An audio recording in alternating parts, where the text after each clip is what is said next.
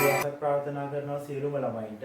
ඉතින් අපි අද සම්බන්ධ වෙලා ඉන්නේ අපොස උසස් පෙළ ගිණුම්කරණය හදාරන දරුවන් වෙනුවෙන් අපි ඉදිරිපත් කරන පාඩම් මාලාවේ තවත් ඉතාම සුවිශේෂී පාඩමක් සාකච්ඡා කිරීම සඳහා.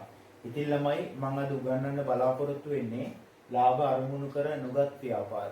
නැත්නම් ලාභ අරමුණු කර නොගත් සංවිධාන කියන පාඩමට අදාළව අපිට අත්‍යවශ්‍යම න්‍යාය කොටස සහ ඊට අදාළව විභාග ප්‍රශ්නයකට සාර්ථකව පිළිතුරු ලියන්නේ කොහොමද? ඒ පිළිතුරු ලියද්දී අපි අත්‍යවශ්‍යයෙන්ම දැනගන්න ඕනේ කරුණු සම්බන්ධයෙන් තමයි මම අද උගන්වන්න බලාපොරොත්තු වෙන්නේ. පැහැදිලිනේ? හොඳයි.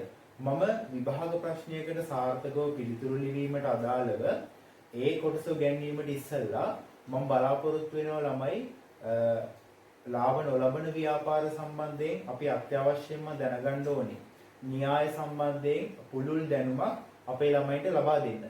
ඉතින් මම තෝරාගෙන තියෙනවා ඔයාලට අත්‍යවශ්‍යයෙන්ම උසස් පෙළ විභාගයට අදාළව දැනගත යුතු අත්‍යවශ්‍ය කරුණු ප්‍රමාණයක්. ඉතින් මම ඒ න්‍යාය කොටස සාකච්ඡා කරලා ඊට පස්සේ නිවැරදිව අපි විභාග ප්‍රශ්නයකට පිළිතුරු ලියන විදිය සාකච්ඡා කරමු. ඉතින් මේ වීඩියෝ එක පළවෙනි වතාවට බලන අපේ ළමෙක් ඉන්නවා නම් මම ආරාධනා කරනවා මේ වැඩසටහන අපි සංවිධානය කරලා තියෙන්නේ මේ කොරෝනා වෛරස් වසංගත තත්ත්වය නිසා නිවසේ සිට අපොස උසස් පෙළ විභාගයට ඒ සාමාර්ථයක් ලබා ගැනීම සඳහා වෙහෙසෙන දරුවන්ට අත්වැළක්වීම සඳහා. ඉතින් මේට පෙර අපි පාඩම් 6ක් පමණ ඉදිරිපත් කරලා තියෙනවා. ඒ පාඩම් 6ට අදාළ වීඩියෝත් මේ YouTube channel එක හරහා ඔයාලට බලන්න පුළුවන්. ඒ වගේම තමයි මේ වීඩියෝ එක බලන ළමයින්ට මම ආරාධනා කරනවා ඔයාලගේ කිසියම් යාළුවෙක් හෝ ඉහෙලියක් ඉන්නවා නම් ඔවුන්ටත් අනිවාර්යයෙන්ම ආරාධනා කරන්න මේ වැඩසටහනත් එක්ක එකතු වෙන්න කියලා. මොකද මේ වැඩසටහන තුලින් අපොස උසස් පෙළ විභාගයට අදාළ සියලුම අත්‍යවශ්‍ය ඉලක්කගත පාඩම් සියල්ලක්ම පාහේ අපි සාකච්ඡා කරන්න බලාපොරොත්තු වෙනවා. හොඳයි. මම වැඩි වෙලාවක් ගන්න නැතුව මේ ලාභ අරමුණු කර නොගත් ව්‍යාපාර කියන පාඩමට අදාළව න්‍යාය කොටස සාකච්ඡා කිරීම සඳහා යොමු වෙනවා. ඉතින් මම අත්‍යවශ්‍ය කරුණු ටිකක් සපයගෙන තියෙනවා කියලා මම පැහැදිලි කිරීමක් කරා.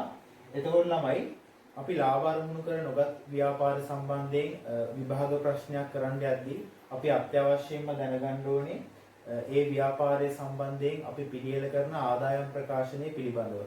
අපි මෙච්චර කාලයක් කතා කරා ළමයි තනි පුද්ගල ව්‍යාපාර සම්බන්ධයෙන්, හවුල් ව්‍යාපාර සම්බන්ධයෙන්, සමාගම් ව්‍යාපාර සම්බන්ධයෙන්. එතකොට ඒ ව්‍යාපාර සංවිධාන තුනම ලාභ ලැබීමේ අරමුණින් තමයි පවත්වාගෙන යන්නේ. නමුත් මේ ව්‍යාපාර සංවිධානයේ ප්‍රධානම අරමුණ වෙන්නේ ලාභ ලැබීමේ පරමාර්ථය නෙමෙයි. එක්කෝ එයාලගේ ව්‍යාපාරයේ ඉන්න සමාජිකයන්ගේ සුබ සාධනයක් නැත්තම් සමාජයේ මුළුමහත් සමාජයටම අදාළ සුබ සාධන කටයුත්තක්.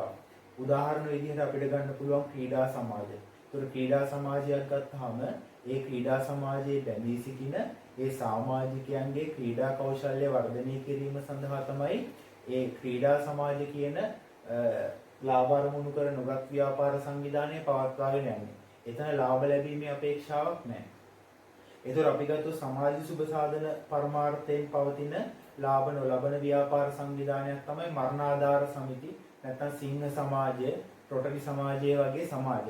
ඒවලදී ඒ ප්‍රදේශයේ ඉන්න නැත්නම් ලංකාව පුරා ඉන්න ජනතාවට සේවය කිරීම සඳහා ජනතාවට කිසියම් සේවාවක් සැලසීම සඳහා තමයි ඒ ව්‍යාපාර පවත්වාගෙන යන්නේ.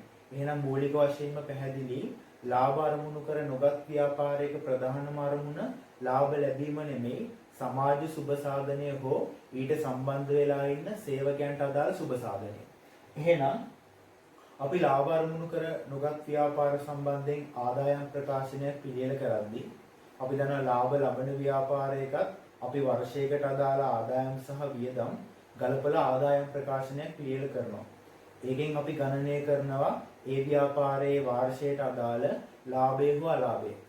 ලාභ නොලබන ව්‍යාපාරයකට අදාළවත් ආදායම් සහ වියදම් ඇති වෙනවා ළමයි. ඒතකොට මේ ආදායම් සහ වියදම් ගැලපීම සඳහා අපි භාවිතා කරන ප්‍රකාශනය ආදායම් ප්‍රකාශනය කියලාම තමයි හඳුන්වන්නේ.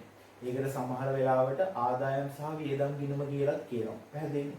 එතකොට ලාභ ලබන ව්‍යාපාරයක ආදායම් ප්‍රකාශනය තුලින් අපි ගණනය කරන්නේ ඒ ව්‍යාපාරයේ ලාභය හෝ අලාභය නමුත් ලාභ නොලබන ව්‍යාපාරයක ආදායම් ප්‍රකාශනය තුළින් අපි ගණනය කරන්නේ ඒ ව්‍යාපාරයේ අතිරික්තය හෝ උණතාවය. ලාභ ලබන ව්‍යාපාරයක ලාභයට සමානයි ලාභ නොලබන ව්‍යාපාරයක අතිරික්තය. ලාභ ලබන ව්‍යාපාරයක අලාභයට සමානයි ලාභ නොලබන ව්‍යාපාරයක උණතාවය. ඒ හැඳින්වීම අපිට කරගන්න පුළුවන්. පැහැදිලිද? ඊට පස්සේ අපි ඉස්සරහට යද්දී අපිට ලාභ නොලබන ව්‍යාපාර සම්බන්ධයෙන් හමු වෙන තවත් පදනමක් තමයි සමුච්චිත අරමුදල. අපි දන්නවා ළමයි ලාභ ලැබීමේ පරමාර්ථයෙන් තියෙන ව්‍යාපාරවල අයිතිකරුවන්ට අයිති කොටසට අපි කියනවා හිමිකම නැත්නම් ප්‍රාග්ධනය. නමුත් ලාභ නොලබන සංවිධානවල අයිතිකරුවෝ කියලා කොටසක් නැහැ. ඒ ව්‍යාපාරයේ ඉන්නේ සමාජිකයෝ කියලා කොටසක් විතරයි. පැහැදිලිද? ලාභ නොලබන ව්‍යාපාරවල අයිතිකරුවෝ නැත්නම් හිමිකරුවෝ කියලා කොටසක් නැහැ. එහෙනම් පැහැදිලි අයිතිකරුවෝ හිමිකරුවෝ නැත්නම් ලාභ නොලබන ව්‍යාපාරයකට අදාළව ප්‍රාග්ධනය යෙදවීමක් සිද්ධ වෙන්නේ නැහැ. පැහැදිලි? ඒ වගේම ලාභ නොලබන ව්‍යාපාරයකට අදාළව ගැනීම සිදු කිරීමක් සිද්ධ වෙන්නේ නැහැ. සමුච්චිත අරමුදල කියලා කියන්නේ ළමයි. එතකොට අපි දන්නවා මූලික ගිණුම් කරන සමීකරණය ගන්න. මූලික ගිණුම් කරන සමීකරණය ගත්තොත් ලාභ ලබන ව්‍යාපාරයකට අදාළව නම් වත්කම් සමානයි හිමිකම ධන වගකීම. ලාභ නොලබන ව්‍යාපාර සංවිධාන වර්ගයකට අදාළව නම් වත්කම් සමානයි සමුච්චිත අරමුදල ධන වගකීම. එහෙනම් පැහැදිලි ලාභ ලබන ව්‍යාපාරයේ හිමිකම වෙනුවට ලාභ නොලබන ව්‍යාපාරයක තියෙන සමුච්චිත අරමුදල ෆන්ඩ් එකක්. එතකොට මේ අරමුදල ළමයි ව්‍යාපාරයේ කටයුතු කිරීම සඳහා තියෙන අරමුදලක් වශයෙන් තමයි සැලකන්නේ. පැහැදිලි? ඒතකොට මේ සමුච්චිත අරමුදල කියන්නේ ඒකේ ඉන්න අයිතිකරුවන්ට අයිති කොටසක් නෙමෙයි ව්‍යාපාරයේ වෙනුවෙන් තියෙන අරමුදලක්. ඒක පැහැදිලි කර ගැනීමක් සිද්ධ කරන්න ඕනේ. ඊට පස්සේ සමාජික මුදල්.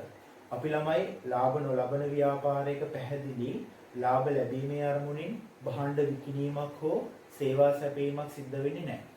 නමුත් ලාභ අරමුණු කර නොගත් ව්‍යාපාරයක් පවත්වාගෙන යාම සඳහා එයාලට ආදායමක් තිබීම අත්‍යවශ්‍යයි.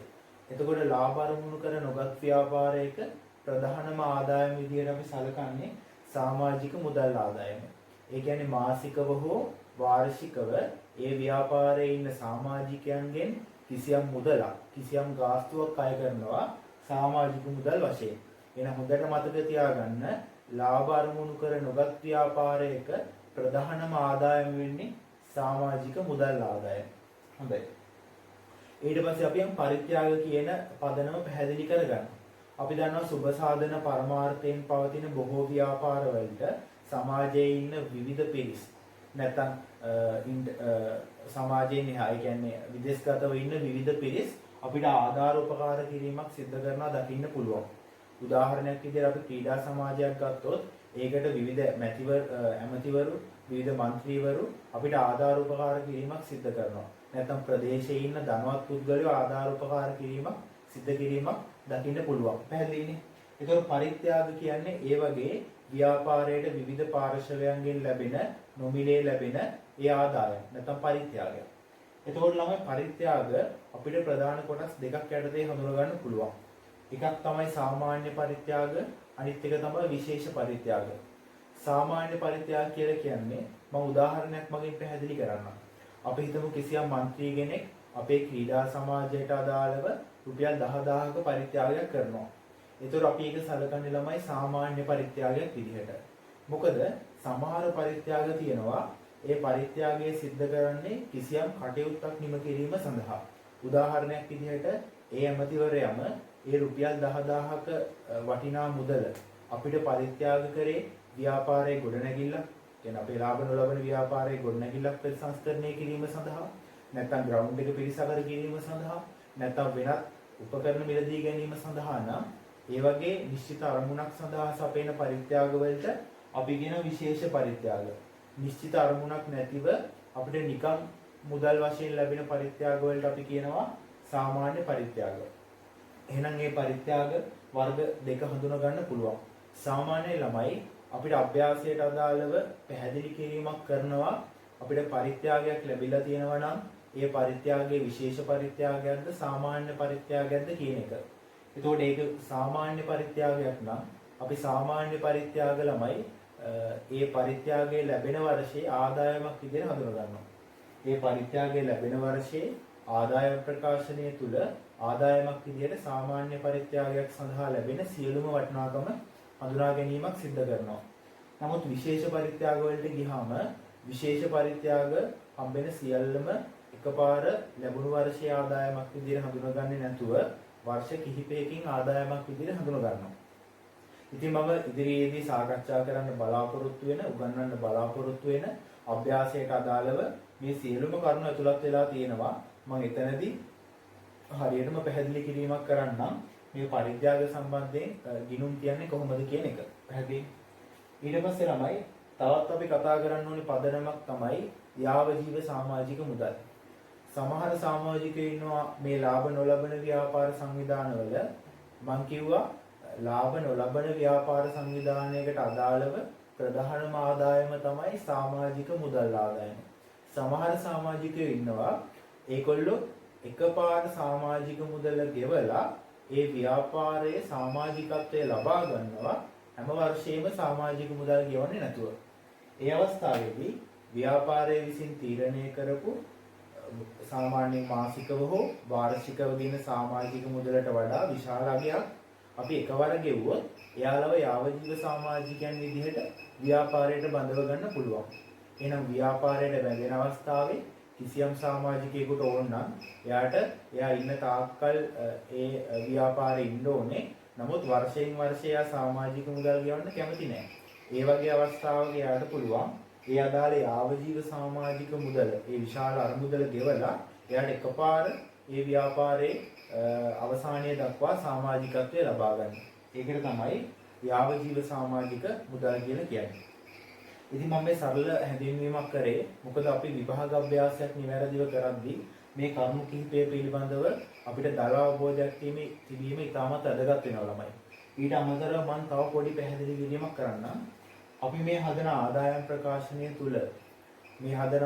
ප්‍රකාශනය තුල අපි ඇතුළත් කරන්නේ ලාභ ලැබීමේ අරමුණින් තොරව සිදු කරන ගනුදෙනු. ලාභ ලැබීමේ අරමුණින් තොරව ඇති වෙන ආදායම් සහ වියදම් තමයි මේ ආදායම් ප්‍රකාශනය තුල ඇතුළත් කරන්නේ.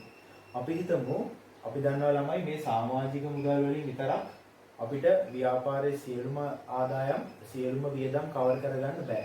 ඒ වගේ වෙලාවට ඒ ලාභ නොලබන ව්‍යාපාරයට පුළුවන් කිසියම් ලාභ ලැබීමේ අරමුණින් කිසියම් කටයුත්තක් පවත්වාගෙන යන්න. උදාහරණයක් විදිහට අපි ගත්ත ක්‍රීඩා සමාජයට පුළුවන් කාවොස් එකක් තියන්න. නැත්තම් කිසියම් වෙළඳසලක් නැත්තම් ආපන ශාලාවක් පවත්වාගෙන යන්න. ඒ වගේ අවස්ථාවක අපි හිතමු කාවොස් එකක් තිබ්බ කියලා ඒ ව්‍යාපාරයට අනුමුදල් සපයා ගැනීම සඳහා ඒ කාවොස් එකට අදාළ ආදායම් සහ වියදම් අපි මේ ආදායම් ප්‍රකාශනයේ දාන්නේ නැහැ. මොකද කාවොස් එකක් තියෙන එකේ ප්‍රධානම අරමුණ තමයි ලාභයක් උපයා ගැනීම නැත්නම් ආදායමක් උපයා ගැනීම. එහෙනම් පැහැදිලි ඒ කටයුත්ත සිද්ධ කරන්නේ ලාභ ලැබීමේ පරමාර්ථයෙන්.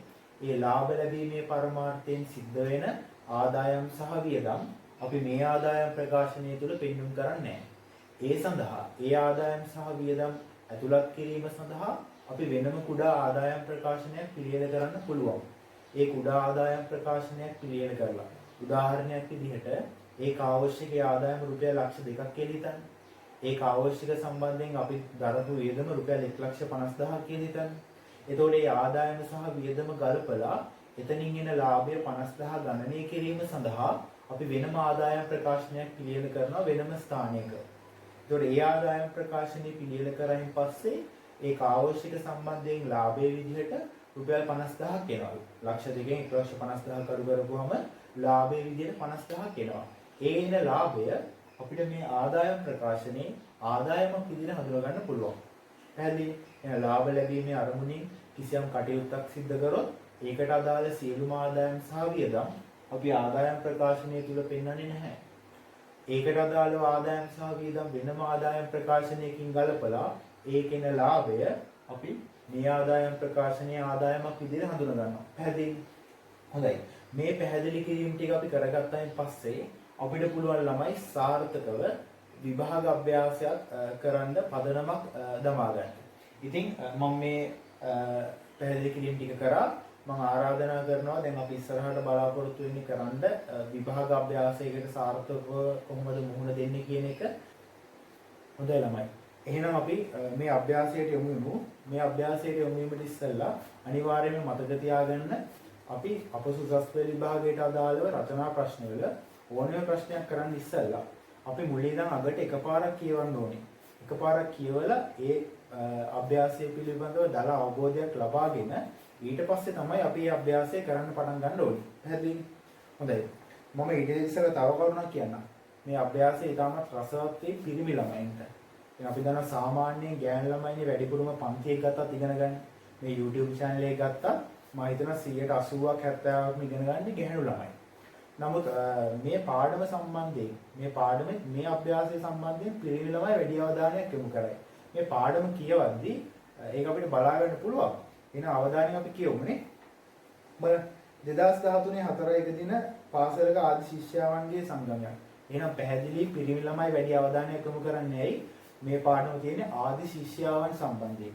ශිෂ්‍යයන් සම්බන්ධයෙන් කිව්වනම් මේ පාඩමෙත් අංක එක දෙන්නේ ගැහැණු ළමයි තමයි. ඒක නිසාම මේ විභාග ප්‍රශ්න ඉදිරිපත් කරලා තියෙන්නේ ශිෂ්‍යයන් සම්බන්ධයෙන්. මොකද පිරිමි ළමයින්ගේ උත්තේජනය නැත්නම් අභිප්‍රේරණය වැඩි කිරීම සඳහා. පැහැදිලි? හොඳයි. ස්ථාපිත කරලාදී. එහි ආරම්භක සමාජිකාවන් ලක්ෂ 5ක් දායක වෙමින් යාවජීව සමාජිකයන් ලෙස බැඳුනි. මම ඉස්සෙල්ලා පැහැදිලි කිරීමක් කරා යාවජීව සමාජික මුදල් කියන්නේ මොකක්ද කියන එක. එහෙනම් මේ ව්‍යාපාරේ රුපියල් ලක්ෂ 5ක් දායක වෙමින් කිසියම් සමාජිකයෝ ප්‍රමාණයක් යාවජීව සමාජිකයන් ලෙස බැඳිලා. මම පැහැදිලි කරා යාවජීව සමාජික කියන්නේ මුදල් කියන්නේ මොකක්ද කියන එක. ඒ කියන්නේ අපිට බැඳෙන අවස්ථාවේදීම කිසියම් විශාල මුදල් ප්‍රමාණයක් එකවර ගෙවලා අපිට පුළුවන් යාවජීව සමාජිකයෙක් වෙන්න. යාවජීව සමාජිකයෙක් වුණායින් පස්සේ හැම වර්ෂයකදීම නැවත මුදල් ගෙවීමක් නැවත සමාජික මුදල් ගෙවීමක් සිද්ධ කරන්න ඕනේ නැහැ. එයාලා මේ පළවෙනි පාරට ගෙවන විශාල ප්‍රමාණය ගෙවලා ඒ ව්‍යාපාරය පවතින තාක්කල් එයාලට යාවජීව සමාජිකයෙක් විදිහට ව්‍යාපාරයේ වැඩ කටයුතු සිද්ධ කරන්න පුළුවන්. පැහැදිලි? එහෙම ගෙවපු යාවජීව සමාජික මුදල් තියෙනවා ලක්ෂ 5ක්.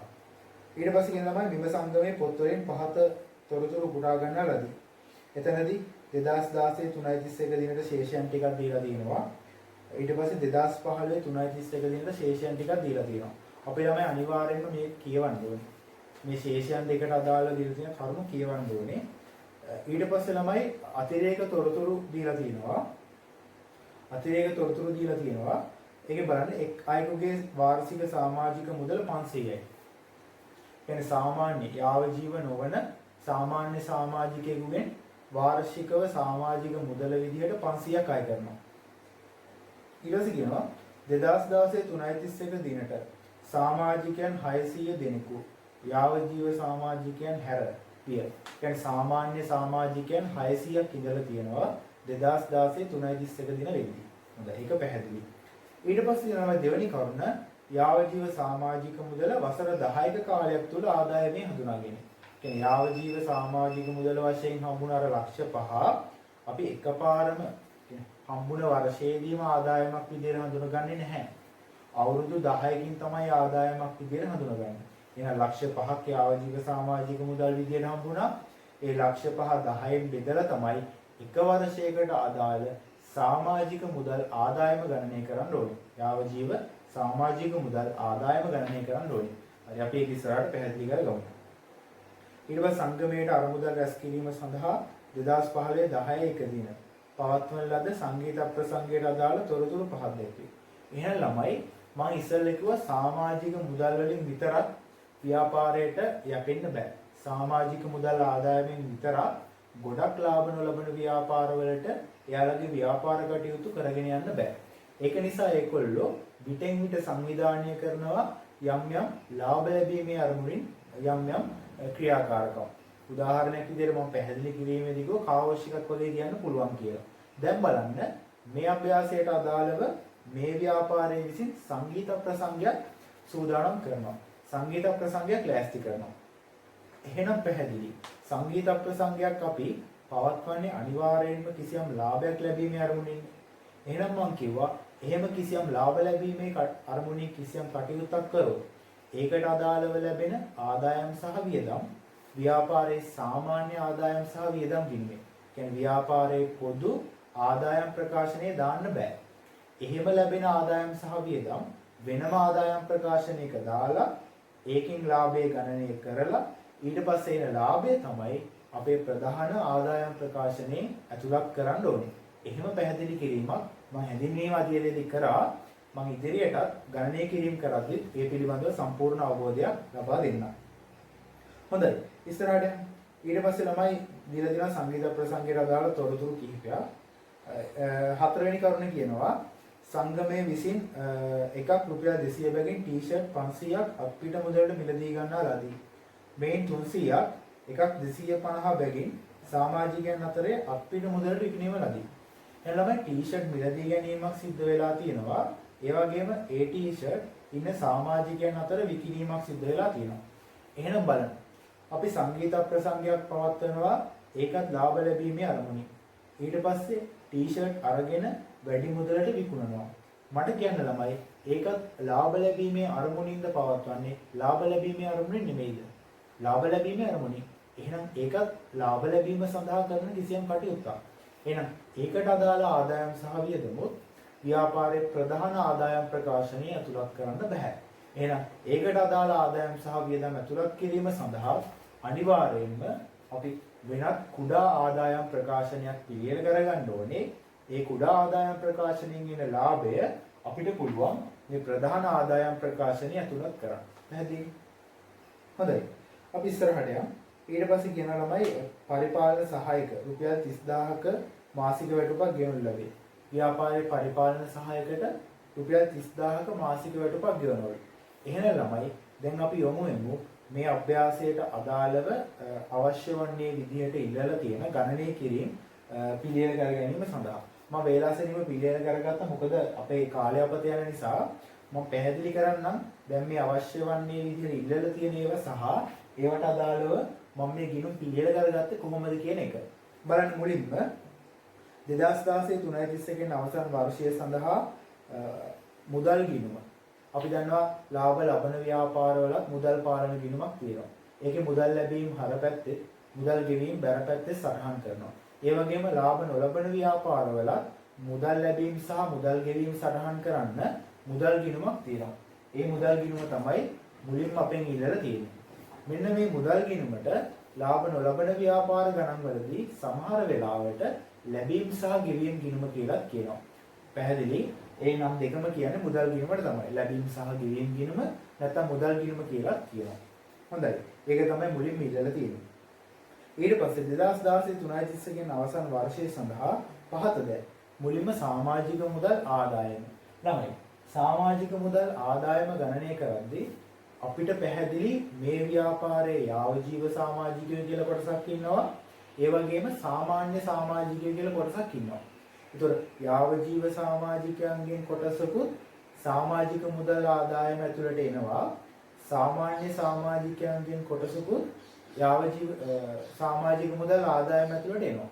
එහෙනම් සම්පූර්ණ මුළු සමාජික මුදල් ආදායම ගණනය කරද්දී යාව ජීව සමාජිකයන්ගෙන් එන කොටස සහ සාමාන්‍ය සමාජිකයන්ගෙන් එන ආදායමේ කොටස දෙකේම එකතුව තමයි අපි ගණනය කරන්නේ. ඒක අපි අභ්‍යාසය කරද්දී නිවැරදිව පැහැදිලි කර ගැනීමක් කරමු. හොඳයි.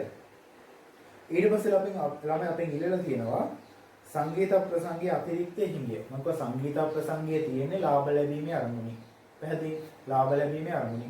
එහෙනම් අපි ඒක සඳහා වෙනම ආදායම් ප්‍රකාශනයක් පිළියෙල කරන්න ඕනේ. එහෙනම් මේ සංගීත ප්‍රසංගයේ ආදායම් ප්‍රකාශනය ආදායම් වලින් වියදම් අඩු කරලා පෙන්නලා ලාභය ගණනය කරලා තියෙනවා. එහෙනම් මේ වගේ ප්‍රකාශනයක් අපි සංගීත ප්‍රසංගය සඳහා පිළියෙල කරගන්න ඕනේ.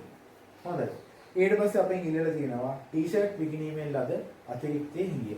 කියන්නේ ටී-ෂර්ට් විකිණීමෙන් ලද ලාභය හෝ අලාභය ගණනය කිරීම සඳහා ඒකටත් අපි වෙනම කුඩා ආදායම් ප්‍රකාශනයක් පිළියෙල කරගන්න ඕනේ.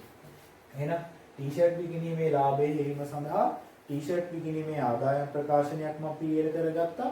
ඒ ආදායම් ප්‍රකාශනයේ ආදායම් වලින් වියදම් අඩු කරලා ටී-ෂර්ට් විකිණීමේ ලාභය අපිට ගණනය කරන්න පුළුවන්. එහෙනම් පැහැදිලි මේ සංගීත ප්‍රසංගයේ ලැබෙන ලාභය සහ ටී-ෂර්ට් විකිණීමෙන් ලැබෙන ලාභය දෙක අපි ව්‍යාපාරයේ ප්‍රධාන ආදායම් ප්‍රකාශනයේට අවසානයේදී ඇතුළත් කරනවා. අපි මේ ගාන පිළිවෙල කරලා ඒ අධ්‍යයන ටික සාකච්ඡා කරමු. ඊට පස්සේ ළමයි ආදින සමුච්චිත අරමුදල 2016 3.31 දිනට පහත අයිතම වල ශේෂයන්. 2016 3.31 දිනට පහත අයිතම වල ශේෂයන්. ඒතොර 2016 3.31 කියන්නේ වසර අග. එදාට සමුච්චිත අරමුදල. මම කියව ළමයි සමුච්චිත අරමුදල කියන්නේ ලාභ ලබන ව්‍යාපාරයක හිමිකමට සමානයි. නමුත් අපි දන්නවා සමුච්චිත අරමුදල ලාභ නොලබන ව්‍යාපාරයක හිමිකරුවෝ නැත්නම් අයිතිකරුවෝ කියලා කොටසක් නැති නිසා තමයි ඒක සමුච්චිත අරමුදල කියලා හඳුන්වන්නේ. එතකොට ළමයි සමුච්චිත අරමුදලට අයිතිකරුවෝ අමතර ප්‍රාග්ධනය දෙවීමක් වෙන්නේ නැහැ. මොකද අයිතිකරුවෝ නැහැනේ. ඒ වගේම ගැණිලි සිද්ධ කිරීමක් වෙන්නේ නැහැ. එහෙනම් පැහැදිලි වසර අග සමුච්චිත අරමුදල හොයද්දී අපි වසර අග සමුච්චිත අරමුදල හොයද්දී වසර මුල සමුච්චිත අරමුදලට ඒ වර්ෂයේ ආදායම් ප්‍රකාශනයෙන් ලැබෙන අතිරික්තයක් ආවොත් අපි ඒක එකතු කරන්න ඕනේ. නැත්නම් වසර මුල සමුච්චිත අරමුදලට ඒ වර්ෂයේ ආදායම් ප්‍රකාශනයෙන් ඉන්නේ ඌනතාවයක් නම් අපි ඒ ඌනතාවය අඩු කරන්න ඕනේ. එතකොට ඊට පස්සේ තමයි වසර අගට සමුච්චිත අරමුදල ගණනය කරගන්න පුළුවන් වෙන්නේ. හරිද? ඒකලත් මම පොඩි ඉඩක් වෙන් කර ගැනීමක් කරා. හොඳයි. ඊට පස්සේ යාවජීව සමාජික අරමුදල. මතක තියාගන්න යාවජීව සමාජික අරමුදල හොයන්නත් අපි යාවජීව සමාජික මුදල් ගිණුමක් පිළියෙල කරගන්න ඕනේ. යාවජීව සමාජික අරමුදල හොයන්න 2016 3.31 වෙනිදාට අපි යාවජීව සමාජික අරමුදල් ගිණුමක් පිළියෙල කරගන්න ඕනේ. ඒක ටී ගිණුමක් පිළියෙල කරගත්තා. ඊට පස්සේ සංගීත ප්‍රසංගයෙන් ලැබිය යුතු දෑ. සංගීත ප්‍රසංගයක් පවත්වනෝනේ. ඒ සංගීත ප්‍රසංගයේ සමහර වෙලාවට යම් යම් ආදායම් ලැබිලා නැතුව ඇති. එහෙනම් ලැබිය යුතු දෑ ඇති. ඒ ලැබිය යුතු දෑ අපේ මේ ප්‍රශ්නයක් විදිහට අහනවා. එහෙනම් සංගීත ප්‍රසංගයෙන් ලැබිය යුතු දෑ ගණනය කර ගැනීම සඳහා මම මෙහෙම පොඩි ඉඩක් වෙන් කර ගැනීමක් කරා ඒ අභ්‍යාසයට අදාළව. එහෙනම් පැහැදිලි අවශ්‍ය වන්නේ ටික අපි පිළියෙල කරගෙන ඉවරයි. ඊට අමතරව ළමයි මේ වගේ අභ්‍යාසයක අනිවාර්යෙන් මතක තියාගන්න. අනිවාර්යෙන් මතක තියාගන්න අපි සමාජික මුදල් ගිණුමක් පිළියෙල කරන්න ඕනේ. මේ ලාභ ලැබීමේ අරමුණින් තොරව පවත්වාගෙන ව්‍යාපාර සම්බන්ධයෙන් පවතින අභ්‍යාසයකට අදාළව අපි ගොඩක් වෙලාවට සමාජික මුදල් ගිණුමක් පිළියෙල කරන්න ඕනේ. නමුත් මෙතනදී අපි සමාජික මුදල් ගිණුම ඉල්ලලා තිබුණේ නැති නිසා මම ඒක පෙර වැඩ යටතේ පිළියෙල කරගත්තා. ඉතින් මම ළමයිටත් ආරාධනා කරනවා මෙන්න මේ ගිණුම් ටික ඔයාලා සපයගෙන තියෙන පොතේ පිළියෙල කරගන්න කියලා. ඊට පස්සේ මාත් එක්කම මේ අභ්‍යාසය දිගටම කරගෙන යන්න පුළුවන්. සම්පූර්ණ අවබෝධයක් ලබා ගන්න පුළුවන්. හොඳයි ළමයි. දැන් අපි එහෙනම් මේ අභ්‍යාසයට අදාළව ගණනය කිරීම සඳහා යොමු වෙමු. හොඳයි. දැන් අපි මේ අවශ්‍ය වන්නේ ටික පිළියෙල කරන් ඉවරයි. ඊට පස්සේ අපි අභ්‍යාසය පටන් ගන්න ඕනේ අතිරේක තොරතුරු වලින්. අභ්‍යාසය හදන්න පටන් ගන්නෙ අතිරේක තොරතුරු වලින් කියන එක පැහැදිලි.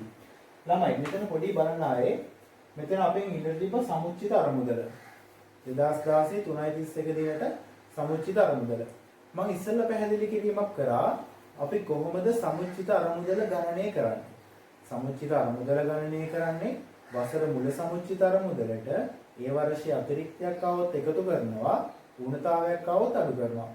ඉතින් ළමයි අතිරික්තය හෝ ඌනතාවය හොයන්න අපි ඒ ව්‍යාපාරයට අදාළව ප්‍රධාන ආදායම් ප්‍රකාශනය පිළියෙල කරන්න ඕනේද නැද්ද? පිළියෙල කරන්න ඕනේ. ප්‍රධාන ආදායම් ප්‍රකාශනය පිළියෙල කරන්න ඕනේ. නමුත් මේ එක තැනකදීවත් අපෙන් ප්‍රධාන ආදායම් ප්‍රකාශනය අවශ්‍ය වන්නේ විදිහට ඉල්ලුවේ නැහැ. හොඳට මතක තියාගන්න ඒ අවශ්‍ය වන්නේ විදිහට ඉල්ලලා නැතත් මෙන්න මේ සමුච්චිත අරමුදල ගණනය කිරීම සඳහා අපිට අනිවාර්යයෙන්ම මේ ප්‍රධාන ආදායම් ප්‍රකාශනය පිළියෙල කරන්න වෙනවා. පැහැදිලිද? මේ සමුච්චිත අරමුදල ගණනය කිරීම සඳහා මේ ප්‍රධාන ආදායම් ප්‍රකාශනය පිළියෙල කරන්න වෙනවා.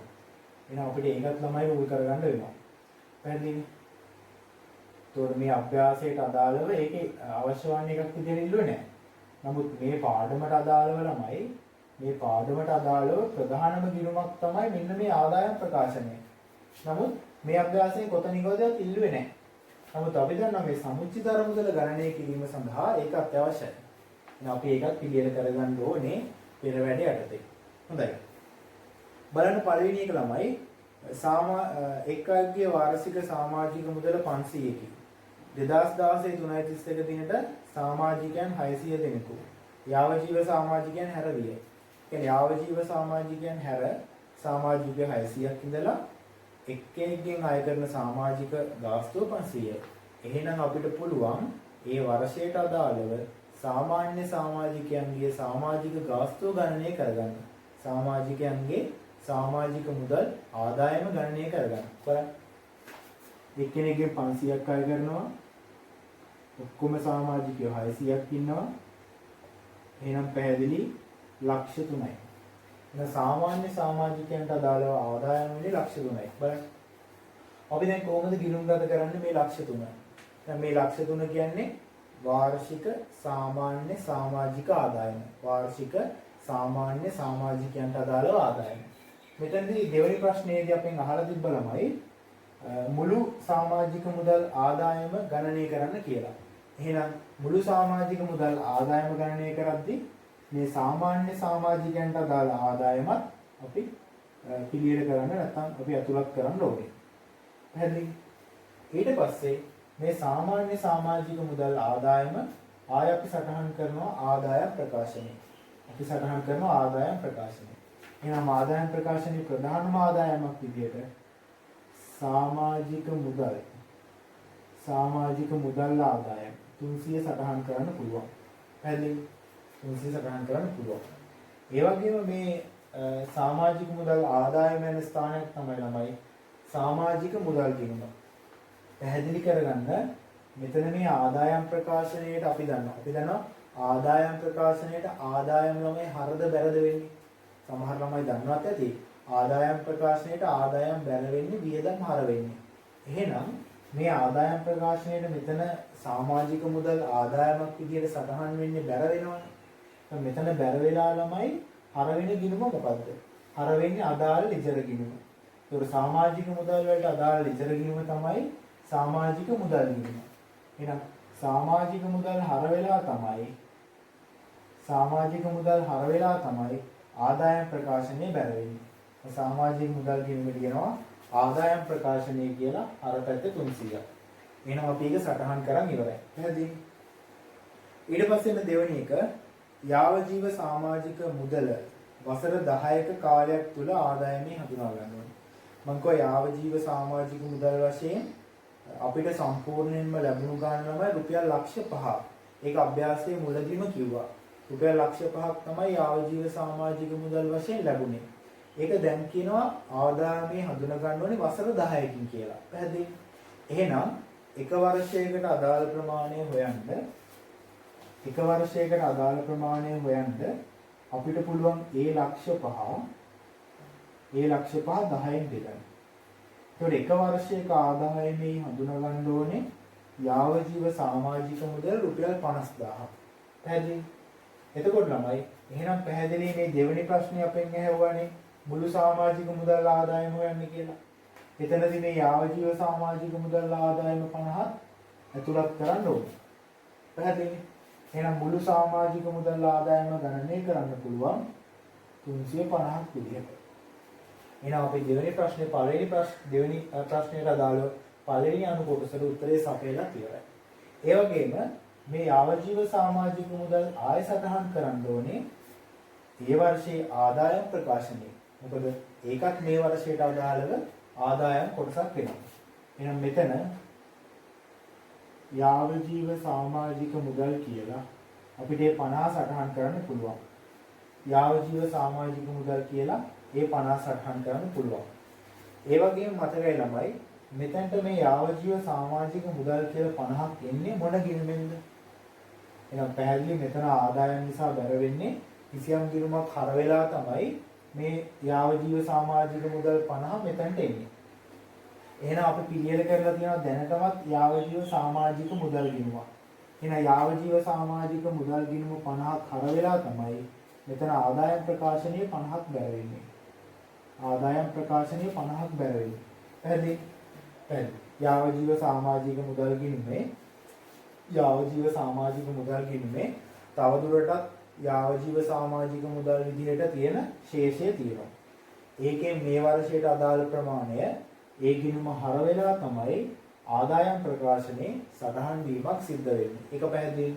යාවජීව සමාජික මුදල් සටහන් කරලා ඉවරයි ළමයි. හොඳයි.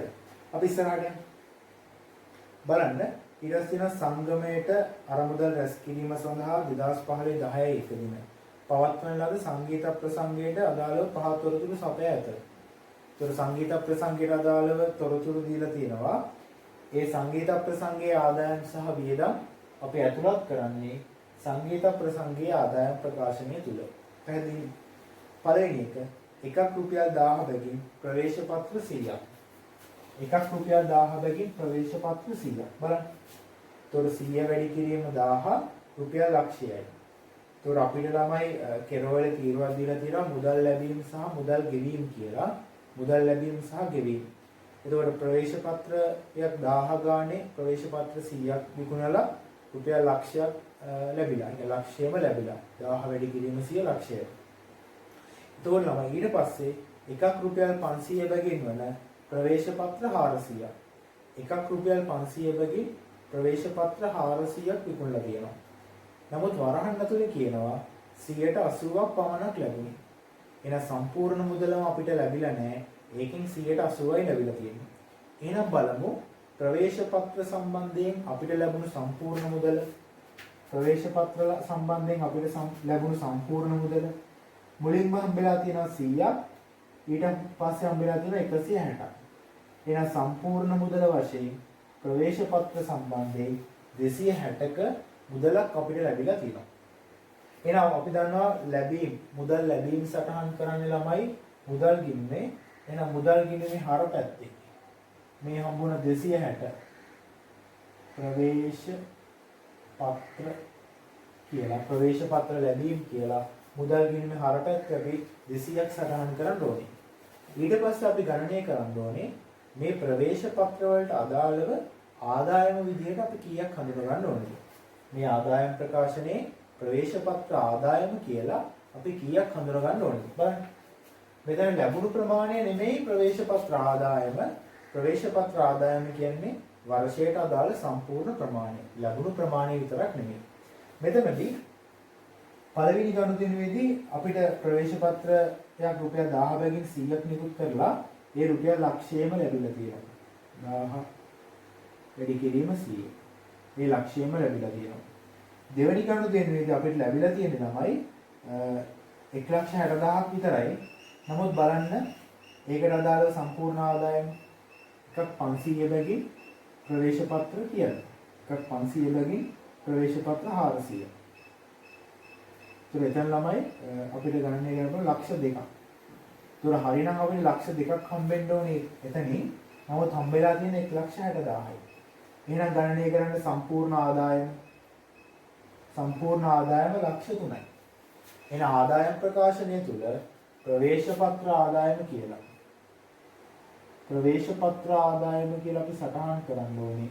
හම්බෙච්ච ගණන නෙමෙයි වර්ෂයට අදාළ ප්‍රමාණය ලක්ෂ 3යි. පැහැදිලි? හොඳයි.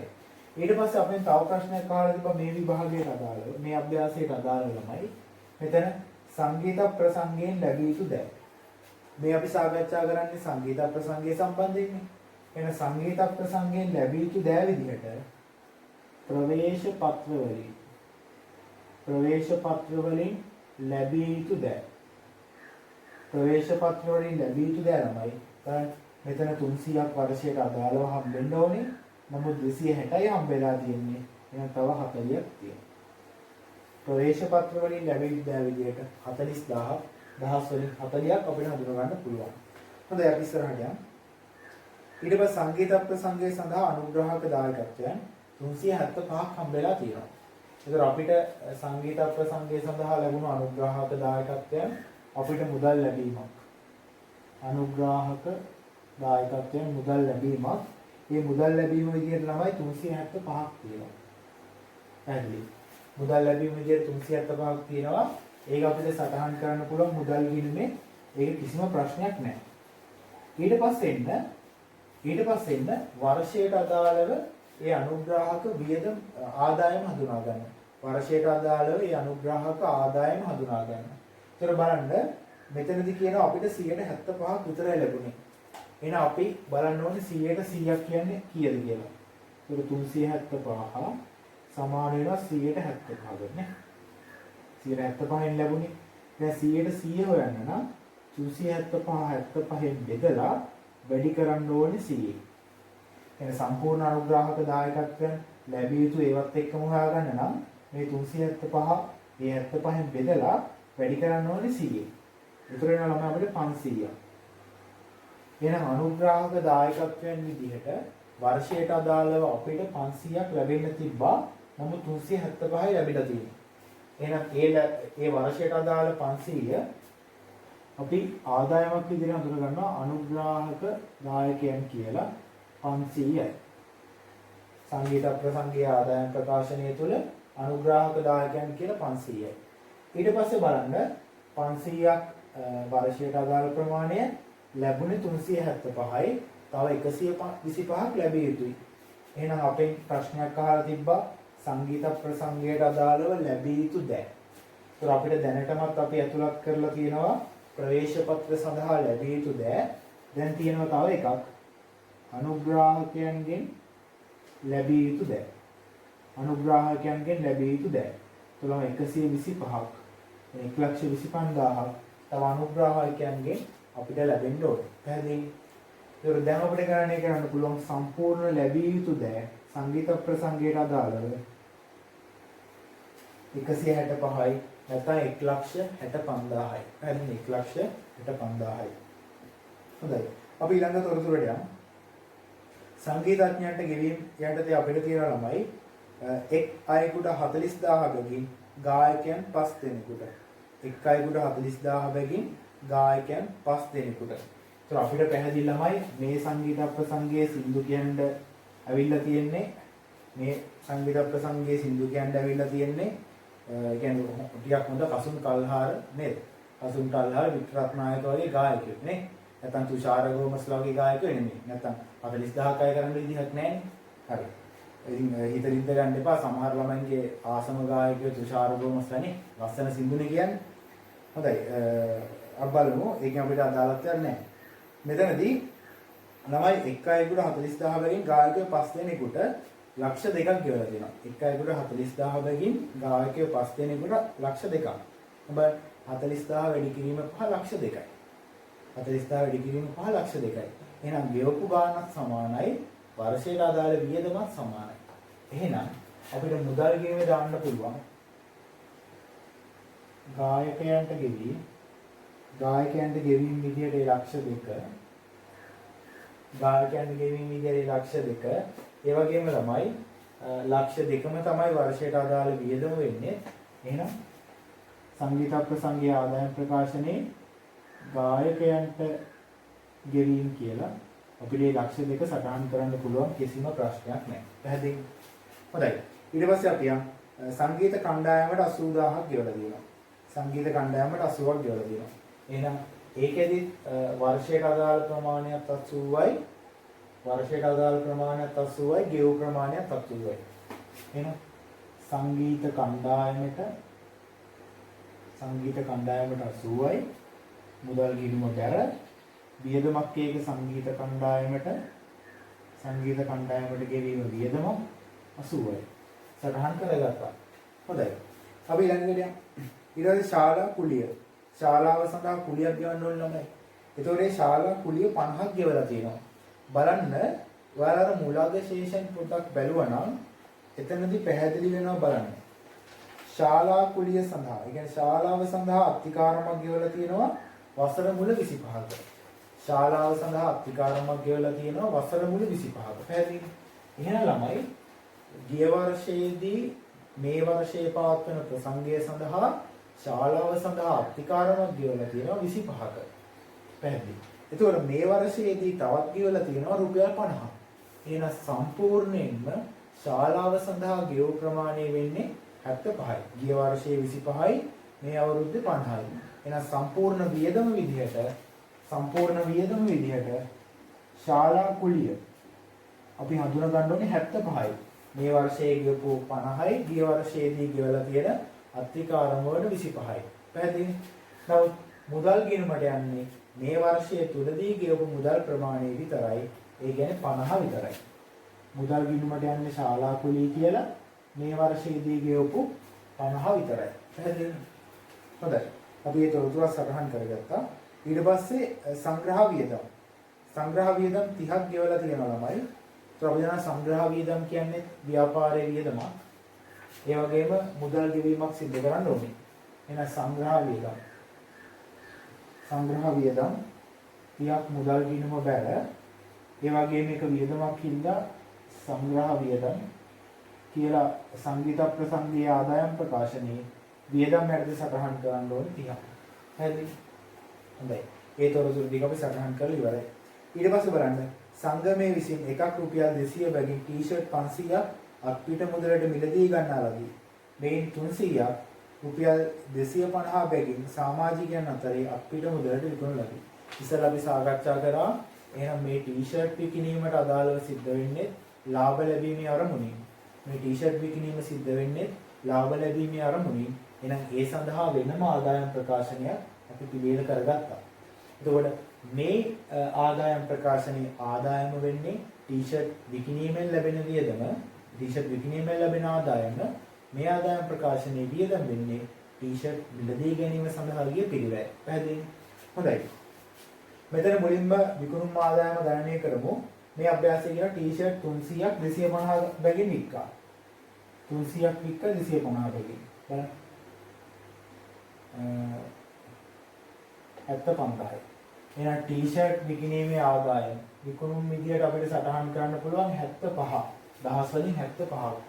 දැන් ළමයි අපි වියදම විදියට සටහන් කරන්න ඕනේ ගත්ත මුළු ටී-ෂර්ට් ප්‍රමාණයද නැත්නම් වික්ක ටී-ෂර්ට් වල පිරිවැයද? අපි දන්නවා විකුණුම් පිරිවැය විදියට අපි සටහන් කරන්නේ විකුණු භාණ්ඩවල පිරිවැය. නැත්නම් ගත්ත ගැනුම් හැම එකක්මද? නෑ. ගත්ත ගැනුම් හැම එකක්ම නෙමෙයි විකුණු භාණ්ඩවල පිරිවැය විතරයි. එහෙනම් විකුණු භාණ්ඩවල පිරිවැය හොයන්න පුළුවන්.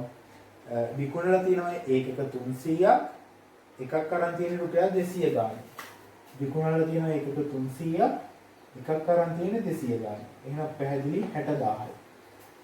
එහෙනම් විකුණු පිරිවැය. මේකට දාලා වියදම විකුණු පිරිවැය 60යි. පැහැදිලි? එක ළමෙක් කියන්න පුළුවන් ඇයිස මේ ටී-ෂර්ට් 500ක් අරන් තිබ්බනේ. ගත්ත හැම එකක්ම වියදමක් වෙන්නේ නැහැ ළමයි. දැන් මෙතනින් 300ක් නේ වික්කේ. ඉතුරු 200 අවසාන තුගේ විදිහට ව්‍යාපාරයේ තියෙනවා. පැහැදිලි? ඒකින්ද ඒක විකුණුම් පිළිවෙලක් විදිහට අපි ගන්නෙ නැහැ. හොඳයි. අපි ඒ ටික සටහන් කරා. ඊට පස්සේ පරිපාලන සහායකට රුපියල් 30000 බැගින් මාසික වැටුපක් ගෙවනු ලැබේ. ව්‍යාපාරයේ පරිපාලනය කරන්න සහාය වෙන පුද්ගලයාට රුපියල් 30000 බැගින් මාසික වැටුපක් ගෙවනවලු. පැහැදිලි? එතකොට බලමු යාට වාර්ෂිකව ගෙවන වැටුප කීයද කියලා. 30 වැඩි කිරීම 12. 30 වැඩි කිරීම 12 නේ 360. දැන් මට කියන්න මේ පරිපාලන සහායකව ඇති වෙන්නේ සංගීත ප්‍රසංගයට අදාළවද නැත්නම් ටී-ෂර්ට් විකිණීම සම්බන්ධව. මට පොඩි කරුණක් මගහනවා මෙතන මේ ටී-ෂර්ට් විකුණුම වගේ තියෙනවානේ. මේ ටී-ෂර්ට් විකුණුම් කියලා 75000ක් තියෙනවානේ. මේ ටී-ෂර්ට් විකුණුම් 75000 ආදායමක් වෙනවා වගේම ඒ සම්බන්ධයෙන් අපිට මුදල් ලැබීමකුත් වෙනව නේද? මේක ආදායමක් වෙනවා වගේම ටී-ෂර්ට් විකුණුම මුදල් ලැබීමකුත් සිද්ධ වෙනවනේ. මේ මුදල් ලැබීම මතක් කරලා මුදල් ගිණුමේ සටහන් කරන්න ඕනේ. ටී-ෂර්ට් විකුණුම් කියලා මේ මුදල් ලැබීම 75 මුදල් ගිණුමේ සටහන් කරන්න ඕනේ. ඒ වගේම අපිට ටී-ෂර්ට් ගන්න වියදමක් ගියා නේද? බලන්න අපි ටී-ෂර්ට් අරන් තියන ළමයි ඒ වර්ෂයේ ටී-ෂර්ට් 200ක් අරන් තියනවා 500 ගානේ. ටී-ෂර්ට් 200ක් අරන් තියනවා 500 ගානේ. ඒතකොට 200 වැඩි කිරීම 500 බලන්න. 200 වැඩි කිරීම 500. මේ රුපියල් ලක්ෂයක්. දැන් ටී-ෂර්ට් මිලදී ගැනීම සඳහා රුපියල් ලක්ෂයක පිළිවෙලක් දරලා තියෙනවා. ඉතින් ළමයි දැන් මේ ටී-ෂර්ට් මිලදී ගන්න අවස්ථාවේදී අපේ මුදල් යනවනේ එළියට. ටී-ෂර්ට් මිලදී ගද්දි මුදල් යනවා. නමුත් මුදල් ගියා කියලා ටී-ෂර්ට් මිලදී ගද්දි අපි මේ මිලදී ගත්ත ටී-ෂර්ට් සම්පූර්ණ අගයම අපි මෙතන ටී-ෂර්ට් විකිණීමේ ආදායම් ප්‍රකාශනයේ අතුලත් කරේ නැහැ. නමුත් මිලදී ගද්දි මුදල් යන නිසා ටී-ෂර්ට් ගැනුම් කියලා අපි මේ ටී-ෂර්ට් මිලදී ගත්ත සම්පූර්ණ වටිනාකම. ඒ කියන්නේ ලක්ෂයම 100ම අපි මුදල් ගිණුමේ සටහන් කරන්න ඕනේ. මිලදී ගද්දි අපේ මුදල් සම්පූර්ණ ප්‍රමාණයම යනවා. නමුත් අපි ආදායම් ප්‍රකාශනයේ සටහන් කරන්නේ ඒ විකුණපු ටී-ෂර්ට් වල පිරිවැය විතරයි. ඒ කියන්නේ 60ක් විතරයි. පැහැදිලිද? අර ඒක පැහැදිලි නැති කියලා මම හිතනවා. හොඳයි. දැන් අපි පරිපාලන සහායකයට වැටුප් ගෙවීම. පරිපාලන සහායකයට වැටුප් ගෙවීම විදිහට අපි ඉස්සෙල්ලා හඳුනාගත්තා මාසිකව වැටුප. මාසිකව වැටුප රුපියල් 30000ක් ගෙවන්න ඕනේ. ඒ වගේ 12ක් ගෙවන්න ඕනේ. 30000 වැඩි කිරීම 12 කියනම 360. එහෙනම් 360000. 360. එහෙනම් පරිපාලන සහායකයට අදාළව වියදම් විදියට 360ක් ගෙවන්න ඕනේ. මඩියට පරිපාලන සහායකෙනි මම ඉස්සෙල්ලත් ඇහුවා සංගීත ප්‍රසංගය වෙනුවෙන්ද නැත්නම් ටී-ෂර්ට් විකිණීම සඳහා නැත්නම් ව්‍යාපාරයේ පරිපාලනය සඳහා සහායකයෙක්. එතන පැහැදිලි මේක කටයුත්තක් සඳහාවත් නෙමෙයි නිකන් ව්‍යාපාරයේ පරිපාලනය සඳහා ඉන්න සහායකයා. එහෙනම් ඔහුට ගෙවන වැටුප ව්‍යාපාරයේ වියදම ඒක සටහන් කරන්න ඕනේ ප්‍රධාන ආදායම් ප්‍රකාශනයේ වියදමක් විදිහට. පරිපාලන සහායකයාට ගෙවන වැටුප අපි සටහන් කරන්න ඕනේ ප්‍රධාන ආදායම් ප්‍රකාශනයේ වියදමක් විදිහට. පැහැදිලි? දැන් බලන්න පරිපාලන සේවකයාට අදාළව වසර මුල සහ වසර අග ගෙවිය යුතු පරිපාලන සේවක වැටුප් එහෙම තියනවාද? මුල අග ශේෂයන් අපිට දීලා තිබ්බනේ. ඒකට පරිපාලන සේවකයාට අදාළව ගෙවිය යුතු කීයක්වත් මුල අග ශේෂයන් වල නැහැ. එහෙනම් මේ ප්‍රමාණයම ගෙවලා ඇති. එහෙනම් ඒ ප්‍රමාණයම අපි සටහන් කරන්න ඕනේ ළමයි මුදල් ගිණුමෙන්. පරිපාලන සහායකට කියලා මුදල් ගිණුම අපි ඒ 360ම මුදල් ගෙවීමක් විදිහට සටහන් කරන්න ඕනේ. මම හිතනවා ඒක සටහන් කරපු විදිහ අපේ ළමයින්ට පැහැදිලි ඇති කියලා. හොඳයි. දැන් එහෙනම් එන්න ළමයි අපිට පළවෙනි ප්‍රශ්නේ පළවෙනි තොරතුරු වල තිබ්බා වසර මුල සහ අග ශේෂයන්.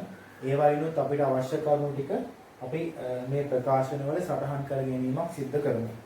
මුලින්ම තියනවා ලැබිය යුතු සමාජික මුදල් සහ කලින් ලද සමාජික මුදල්. ඒ කියන්නේ මේ සමාජිකයන්ට අදාළ කියන්නේ යාව ජීව සමාජිකයෝ නෙමෙයි. ව්‍යාපාරික සාමාන්‍ය සමාජිකයෝ ඉන්නවනේ. ඒ සමාජිකයන්ට අදාළව සමහර සමාජිකයෝ ඉන්නවා ගිය අවුරුද්දේ සමාජික මුදල්. ගිය අවුරුද්දේ අදාළ සමාජික මුදල් මේ අවුරුද්දේ මුල වෙනකම්වත් ගෙවලා නැහැ.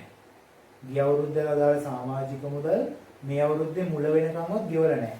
ඒක බලන්න අපිට පෙන්눔 කරන මේකේ ලැබිය යුතු සමාජික මුදල් කියලා 2015 331කට 15ක් තියෙනවා. 2015 331කට ලැබිය යුතු සමාජික මුදල් කියලා 15ක් තියෙනවා. කියන්නේ වසර මුල වෙනකම්වත් එයාලා ගිය අවුරුද්දට ගෙවලා නැහැ. හරිද? සමහර සමාජිකයෝ ඉන්නවා ගිය අවුරුද්දේදීම මේ අවුරුද්දට සමාජික මුදල් ගෙවලා. ගිය අවුරුද්දේදීම මේ අවුරුද්දටත් සමාජික මුදල් ගෙවලා.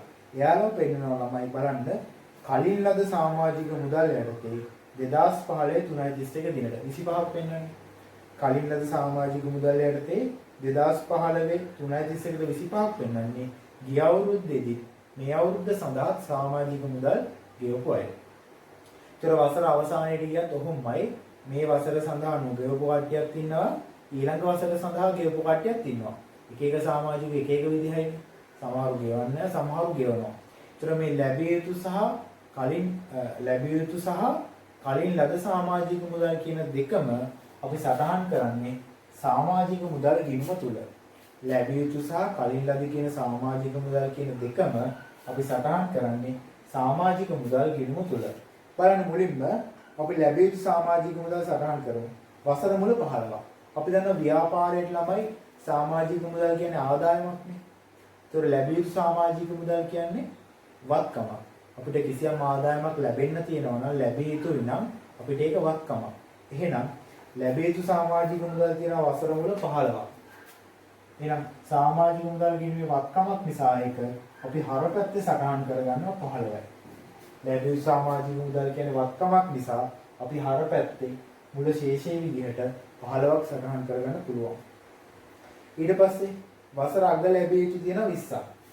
එහෙනම් වසර අග ලැබිය යුතු ප්‍රමාණය ඒකත් වත්කමක්. එහෙනම් ඊගේ යන්නේ හර පැත්තට. ඊගේ සටහන් වෙන්නේ හර පැත්තේ 20යි. අපි දන්නවා ශේෂයක් ඊගේ යන්නේ ශේෂ පාගය වලින්. ඊගේ යන්නේ ශේෂයක් පාගය වලින්. එහෙනම් 20යි. පාගයේ 30යි. ඊට පස්සේ මු කලින් ලද සමාජික මුදල් ඒකේ වසර මුල 25යි. අපි දැන් කලින් ලද කිසියම් ආදායමක් කලින් ලැබුණාම ඒක අපිට වගකීමක් නේ. එහෙනම් ඒක සටහන් වෙන්නේ සමාජික මුදල් ගිණුමේ බැරපැත්තේ. වගකීම් සටහන් වෙන්නේ සමාජික මුදල් ගිණුමේ බැරපැත්තේ. එහෙනම් ළමයි වගකීම විදියට වසර මුල ශේෂය තියෙනවා 25ක්. වසර අගවෙද්දි වගකීම කියන්නේ මේ අවුරුද්දේදී ලබන අවුරුද්දට ගෙවපු කට්ටියන ළමයි 30000 30ක්. ඒක වසර අග වගකීමක් ඊගේ බැරපැත්තේ 30යි. අපි දන්නවා ඊගේ බැරට එන්නේ පාගේ හරින් 30යි. පැහැදිලි. අපිට ඔහොම සමාජික මුදල් ගිණුමේ ලැබෙන සමාජික මුදල් සහ කලින් ලද සමාජික මුදල් සටහන් කරගන්න පුළුවන්. පැහැදිලි. එහෙනම් මේ ගිණුම දැන් බැලන්ස් කරලා ඒ වර්ෂය තුල සාමාන්‍ය සමාජිකයන්ගෙන් ලැබුණු මුදල සටහන් කරගන්න පුළුවන්. ඒ වර්ෂය තුල සාමාන්‍ය සමාජිකයන්ගෙන් ලැබුණු මුදල මේ සමාජික මුදල් ගිණුමෙන් දැන් අපිට ගණනය කරගන්න පුළුවන්. ඒක ගණනය කරලා අපි මුදල් ගිණුමේ සටහන් කිරීමක් සිද්ධ කරන්න පුළුවන්. පැහැදිලි? හොඳයි. බලන්න ඊට පස්සේ තියෙන ඒවා සමුච්චිත අරමුදල. වසර මුලට 200ක් තියෙනවා ළමයි. සමුච්චිත අරමුදල 2015 4.1ට ශේෂය 200ක් තියෙනවා. දැන් මේ 200ට මේ ආදායම් ප්‍රකාශනයෙන් එන අතිරික්තයක් આવොත් එකතු කරනවා. ආදායම් ප්‍රකාශනයේ උන්නතාවයක් આવොත් අඩු කරනවා. ඊට පස්සේ අපිට ගන්න පුළුවන් 2016යි 3.31ට ශේෂය. 2016යි 3.31ට ශේෂය. ඒකත් අපෙන් අවශ්‍ය වන්නේ යටතේ ඊළඟ තිබ්බ ප්‍රශ්නයක්. හොඳයි. ඊට පස්සේ යාව ජීව සමාජික මුදල් වසර මුල 400යි. ඒ කියන්නේ යාව ජීව සමාජික මුදල් ගිණුමක් පිළියෙල කරගත්තනේ. ඒකේ වසර මුල ශේෂයේ විදිහට ළමයි 400ක් තියෙනවා. මම ඉස්සෙල්ලා පැහැදිලි කිරීමක් කරා යාව ජීව සමාජික මුදල් ගැන. යාව ජීව සමාජික මුදල් කියනවා අපිට සරලව ගත්තොත් වගකීමක්. මොකද අපිට ඒ සමාජිකයන්ගෙන් අද ඔක්කොම ලැබුණා කියන්නේ අපිට අනාගතයේදී ලැබෙන්නේ නැහැ. කියන්නේ කලින් ලද ආදායමක් නේ. යාව ජීව සමාජික මුදල් කියන්නේ පැහැදිලිවම ගත්තොත් කලින් ලද ආදායමක්.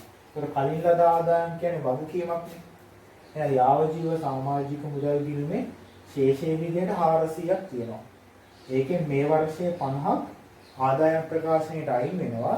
ඊට පස්සේ තමයි තවදුරටත් යාව ජීව සමාජික මුදල් විදිහට තියෙන ප්‍රමාණය මේකේ ශේෂයක් විදිහට ඉතුරු වෙනවා. පැහැදිලිද? හොඳයි. ඊට පස්සේ ටී-ෂර්ට් තොගය.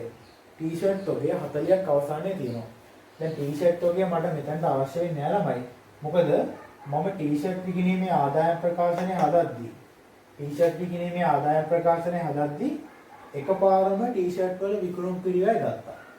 එකපාරම ටී-ෂර්ට් වල විකුණුම් පිළිවෙල ගත්තා. හොයාගත්තා. නමුත් තව සමහර ළමෙක් ඒ ටී-ෂර්ට් වල විකුණුම් පිළිවෙල හොයන්නේ ආරම්භක තොගයේ ධන ගැනුම් ඉන අවසාන තොගයේ සූත්‍රයෙන් නම්. ආරම්භක තොගයේ ධන ගැනුම් ඉන අවසාන තොගයේ සූත්‍රයෙන් නම් එයාට එහෙම මේ 60 ගණනය කරන්න පුළුවන් ගැනුම් වලින් අවසාන තොගය අඩු කරලා. ඒක අපි පැහැදිලිවම එකපාරම 60 හොයාගත්තා විකුණුම් පිළිවෙල විදිහට. එහෙනම් මෙතන මේ ටී-ෂර්ට් තොගය අපිට අවශ්‍ය වෙන්නේ නැහැ තවදුරටත්. ඒ ශාලාවෙන් කිරීමේ අත්තිකාරම් අපි ශාලාව සඳහා නිවැරදි කුලිය ගණනය කිරීම සඳහා ගත්තා. ශාලාව සඳහා නිවැරදි කුලිය 75 ගණනය කිරීම සඳහා අපි ඒ ගෙව් අත්තිකාරමත් භාවිතා කරා වසර මුලදී. හොඳයි. ඊට පස්සේ සංගීත ප්‍රසංගයෙන් ලැබිය යුතු දෑ වසර මුල කීයක්වත් නැහැ. අවසානයේ කීයද කියලා ප්‍රශ්නයක් විදියට අහලා තිබ්බා. දැන් අපි ඒක ගණනය කරන් ඉවරයි ළමයි. සංගීත ප්‍රසංගයෙන් ලැබිය යුතු දෑ 165යි. කියන්නේ 1,65,000යි. ඒක අපෙන් අවශ්‍ය වන්නේ එකක් විදියට ඉල්ලලා තිබ්බ ප්‍රශ්නයක්. ඊට පස්සේ මුදල් ශේෂය වසර මුල 50ක් තියෙනවා. එහෙනම් මුදල් ගිණුමේ ශේෂයේ විදිහට වසර මුල 50ක් තියෙනවා. දැන් අපිට තියෙන්නේ මේ මුදල් ගිණුම තුලනය කරලා අවසාන ශේෂය හොයාගන්න. එහෙනම් අපි මේ සියලුම තොරතුරු අපි ගිණුම්ගත කරලා ඉවරයි. මම හිතනවා අපේ ළමයින්ට පැහැදිලි ඇති අපි මේ ගිණුම්ගත කරපු සියලුම කරුණු සම්බන්ධයෙන් දැන් අපි මේවා තුලනය කිරීම සඳහා යමු. හොඳයි ළමයි. දැන් අපිට පුළුවන් මුලින්ම මෙතන සමාජික මුදල් වලට අදාළව ඒ වර්ෂය තුල සාමාන්‍ය සමාජිකයන්ගෙන් ලැබුණු මුදල ගණනය කරන්න සමාජික මුදල් ගිණුම තුලින්. බලන්න. සමාජික මුදල් ගිණුම තුලින්. මෙතන 345යි 345යි 300යි. ඒ ලක්ෂ 3ක් තමයි මේ වර්ෂයේ සාමාන්‍ය සමාජිකයන්ගෙන් ලැබුණු සමාජික මුදල් වෙන්නේ. ඒකට මුදල් ගිණුමේ අපිට සටහන් කරන්න පුළුවන් සමාජික මුදල් කියලා. මුදල් ගිණුමේ සටහන් කරන්න පුළුවන් සමාජික මුදල් කියලා 300ක්. මුදල් ගිණුමේ සටහන් කරන්න පුළුවන් සමාජික මුදල් කියලා 300ක්. පැහැදිලි. ඊට පස්සේ අපි එමු මෙතන ටී-ෂර්ට් විකිණීමෙන් ලද ලාභය හොයාගන්න. ටී-ෂර්ට් විකිණීමෙන් ලද ලාභය අපිට එනවා 15ක්. ටී-ෂර්ට් විකිණීමෙන් ලද 15යි ලාභය. ඒතර මම කිව්වා මේ අර කුඩා ආදායම් ප්‍රකාශන පිළියෙල කරලා ඒවයින් ලැබෙන ආදායම අපි අවසානයේදී ව්‍යාපාරයේ ප්‍රධාන ආදායම් ප්‍රකාශනයේ සටහන් කරන්න ඕනේ. එහෙනම් මෙතන ලාභයක් නෑ ළමයි. එහෙනම් ටී-ෂර්ට් විකිණීමේ ලාභය අපි සටහන් කරන්න ඕනේ ප්‍රධාන ආදායම් ප්‍රකාශනයේ ආදායමක් විදිහට. ටී-ෂර්ට් විකිණීමේ ලාභය. පැහැදිලි. ඊට පස්සේමු සංගීත ප්‍රසංගයේ ආදායම් ප්‍රකාශනයේට. ඒ සංගීත ප්‍රසංගයේ ආදායම් ප්‍රකාශනය ගත්තාම ඒකේ ආදායම් 800ක් තියෙනවා. ආදායම් 800ක් තියෙනවා. ඒ 800න් වියදම් විදියට මේ ප්‍රමාණය එකතු කරගත්තාම අපිට වෙන එතන තියෙනවා 385ක්. එතන වියදම් විදියට ඔක්කොම එකතු 385ක් තියෙනවා. ඒතකොට ලාභය ගණනය කරන්න පුළුවන් ළමයි 415ක්. ලාභය විදියට සංගීත ප්‍රසංගයේ අපිට ගණනය කරන්න පුළුවන් 415ක්. එහෙනම් මේ 415ක් අපේ මේ ආදායම් ප්‍රකාශනයේ ආදායම් යටතේ එකතු වෙන්න ඕනේ. ප්‍රධාන ආදායම් ප්‍රකාශනයේ ආදායම් යටතේ සංගීත ප්‍රසංගයේ ආදායම්. සංගීත ප්‍රසංගයේ ආදායම් අපි සටහන් කරනවා ළමයි 415යි. 415. පැහැදිලි. එහෙනම් ඒ ගිණුම් ටික අපි තුලනය කරන් ඉවරයි. ඊට පස්සේ අපිට පුළුවන් ව්‍යාපාරයේ ආදායම් ප්‍රකාශනයේ ප්‍රධානම ආදායම් ප්‍රකාශනයේ අපිට අතිරික්තයක් දෙන්නේ ඌනතාවයක් කියලා ගණනය කරන්න. ප්‍රධානම ආදායම් ප්‍රකාශනයෙන් අපිට අතිරික්තයක්ද නැත්නම් ඌනතාවයක්ද කියලා දැන් අපිට ගණනය කරන්න පුළුවන්. බලන්න මේ ආදායම් ප්‍රකාශනයට අදාළව සියලුම ආදායම් වල එකතුව 780ක් දකින්න පුළුවන්. සියලුම ආදායම් වල එකතුව 780යි. වියදම් තියෙන්නේ 360යි. වියදම් තියෙන්නේ 360යි. එතකොට ළමයි අපිට ලාභය විදිහට ගණනය කරන්න පුළුවන්. ඉතින් අතිරික්තයේ විදිහට 420ක්. ඒක ඌනතාවයක් නෙමෙයි තියෙන්නේ අතිරික්තයක්. අතිරික්තයේ විදිහට 420ක් අපිට ගණනය කරන්න පුළුවන්. පැහැදිලි? එතකොට අපි 420 අපි දැන් සමුච්චිත අරමුදලට එකතු කරන්න ඕනේ. මෙතන වසර මුල සමුච්චිත අරමුදල දීලා තිබ්බා 200යි. ඒකට වර්ෂයේ අතිරික්තයක් ආවොත් අපි එකතු කරන්න ඕනේ. අතිරික්තය එකතු කරනවා ළමයි. අතිරික්තය එකතු කරනවා 420ක්. එතකොට වසර අග සමුච්චිත අරමුදල විදිහට 620ක් සටහන් කරන්න පුළුවන්. වසර අග සමුච්චිත අරමුදල විදිහට අපිට 620ක් හඳුන ගන්න පුළුවන්. හරි. අපි මේ ගිණුම් ටික බැලන්ස් කරා. ඊට පස්සේ අපිට පුළුවන් ළමයි යාව ජීව සමාජික මුදල් ගිණුම තුලනය කරන්න. යාව ජීව සමාජික මුදල් ගිණුම තුලනය කරන්න. පාගේ ශේෂය 350යි ඊගේ ශේෂය 350යි. ඒතර යාව ජීව සමාජික මුදල් සම්බන්ධයෙන් ඒ ගිණුම තුල තවදුරටත් පවතිනවා 350ක්. සමහර ළමයෙකුට ගැටලුවක් එන්න පුළුවන්. ඇයිස මෙතන මේ 400 දැම්මේ වසර මුල යාව ජීව සමාජික මුදල් විදියට 500ක්ම තිබ්බේ කියලා. බලන්න ළමයි ඒ 500 අපිට ලැබිලා තියෙන්නේ 2013 ඒතර අපි මේ ඉන්නේ 2015 16 අවුරුද්දේ.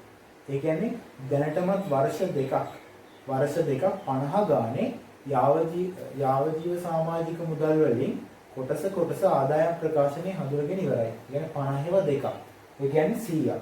එහෙනම් 13 14 වර්ෂය 14 15 ගිණුම් වර්ෂ දෙකට අදාළව 50ව දෙකක්. ඒ කියන්නේ 100ක් දැනටමත් ආදායමේ හඳුනාගෙන ඉවරයි. ඒකයි මෙතන 500ක් නැතුව 400ක් ආවේ. මේ 400 අපි අගේ ගත්තේ ළමයි මේ වසර මුලට අපිට දීලා තිබ්බ මුලග්ග ශේෂයන් වලින්.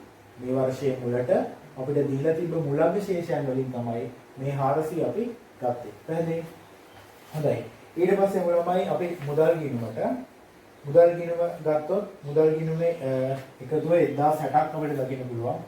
අර පැත්තේ එකතුව 1060යි. බර පැත්තේ 1060යි. ඊට පස්සේ ශේෂය පාගය ගණනය කරන්න පුළුවන්. ශේෂය පාගය ගණනය කරන්න පුළුවන් 240ක් විදිහට. එකතු 1060යි ශේෂය පාගය ගණනය කරන්න පුළුවන් 260ක් විදිහට. එන ශේෂයේ ඊගේ 260යි. ඉතින් ළමයි මේ අභ්‍යාසයට අදාළව අපෙන් ඉල්ලලා දෙන්නේ මේ ගිණුම් ටික පිළියෙල කරන්න. ඔයාලට තේරෙනවා මේ 2016 අභ්‍යාසයේ එසේ මෙසේ නෑ ටිකක් සංකීර්ණ අභ්‍යාසයක්. ඉතින් මේ අභ්‍යාසය නිවැරදිව අවබෝධ කරගත්තා කියන්නේ අපේ ළමයෙකුට ඊළඟ අවුරුදු වල නැත්නම් පසුගිය විභාග ප්‍රශ්න නැත්නම් අනුමාන ප්‍රශ්න පිළිබඳව අපි ගණනය කිරීම කරද්දී ඉතාමත් ලේසි වෙනවා. ඉතින් මම ආරාධනා කරනවා මේ ප්‍රශ්නේ උදින් බලන්න මුලින්ම අගට බලලා ඒ සම්බන්ධයෙන් සම්පූර්ණ අවබෝධයක් ලබා ගන්න. ගැටලු තියෙනවා නම් කිසියම් ගැටලුවක් ආවොත් මට WhatsApp කරා හරි මේකේ කමෙන්ට් කීරුවේ හරි ඔයාලා ගැටලුව ඉදිරිපත් කරන්න කියලා ඉල්ලලා සිටිනවා. ඉතින් අපි ඊළඟ දවසේ තවත් අලුත් පාඩමකින් හමු වෙනවා.